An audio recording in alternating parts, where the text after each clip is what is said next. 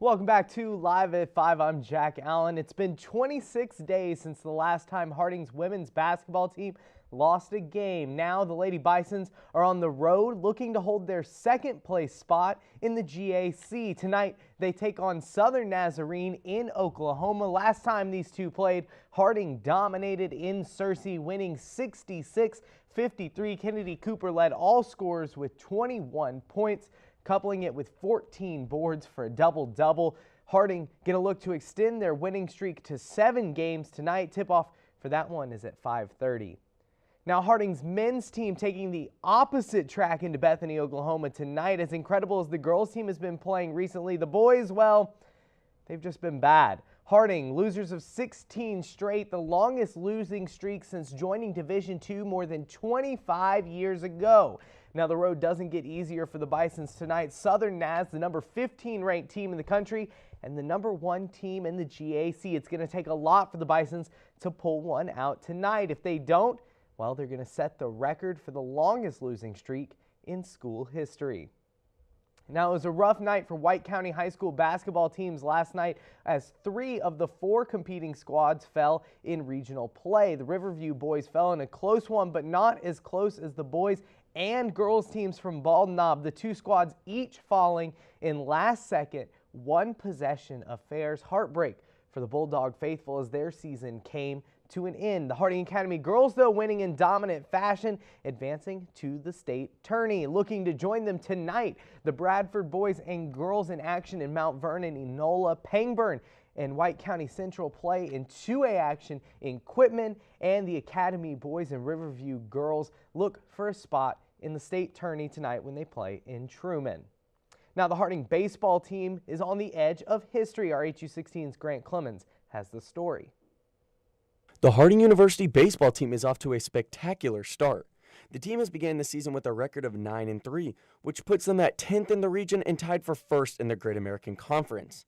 I think it's just like taking one day at a time for us has been a real key, and like we're just coming out and trying to get better every day. I think that's been the main part for us this year is we're not looking each day, like we're not looking ahead. And the team has been firing on all cylinders.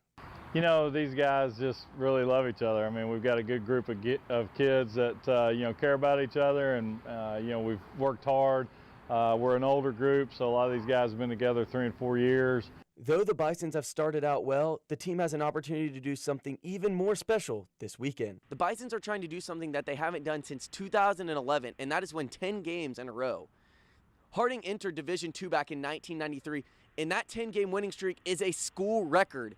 And the team has a chance this weekend to tie or even break that record. The Bisons are handling this weekend's games just like any other. Just really talked about just getting better every day, and like I think the wins take care of themselves, and if we do get better and we end up winning and we set the record, that's a cool thing to talk about when it's all said and done, but it's not something like we've been focused on so far right now. Harding will be taking on Southern Arkansas in Magnolia, Arkansas, beginning with a game on Sunday, and the series finale will be on Monday in the form of a doubleheader. For HU16 News, I'm Grant Clemens. Now Harding's also going to be looking to do something that they've never done under Coach McGahey. That's win a road series against Southern Arkansas in Magnolia. Now Harding's track team also on the road today as they head to Norman, Oklahoma for the GAC Classic. The Bisons have had a successful indoor season this year, and they're hopeful that that's going to translate into some more success this weekend. Harding broke 3 school records in their meet a couple weeks ago. This is going to be their last chance to compete before they head to the NCAA National Meet. And for the coolest thing I saw earlier this week, the Carolina Hurricanes players and fans were ridiculed for their post-win celebrations by a Canadian commentator who called them a bunch of jerks. The Carolina Hurricanes response, we don't have the video now, but it was to hand out a bunch of jerks t-shirts at their home game against the Rangers. The definition of petty, more than 2,000 of those shirts sold online in the first 48 hours. Well, that's all we have for sports. Let's send it back to the desk with Grace and